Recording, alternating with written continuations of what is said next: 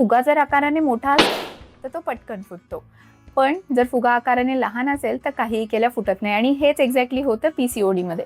सगळे फॉलिकल आकाराने लहान लहान राहतात आणि त्याच्यामुळे ते फुटत नाहीत, म्हणजे ओव्ह्युलेशन व्यवस्थित होत नाही.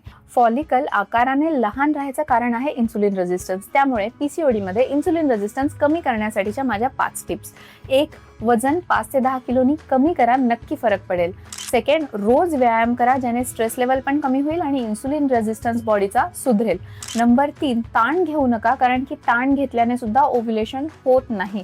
नंबर 4, आहारामध्ये हाय प्रोटीन आणि हाय फायबर असलेले फूडस्टफ्स असू दे, जंक फूड पूर्णपणे टाळा. आणि नंबर 5, जर का तुमचे पिरियड्स इरेग्युलर असतील तर डॉक्टरकडे जाऊन ओव्ह्युलेशन इंडक्शनची ट्रीटमेंट घ्या, जेणेकरून प्रेग्नन्सी लवकर राहील. जर PCOD बद्दल तुम्हाला अजून काही जाणून घ्यायचं असेल तर मला कमेंट सेक्शनमध्ये PCOD असं टाईप करून पाठवा आणि मग त्याचा रिप्लाय मी लगेच करेल. थँक्यू.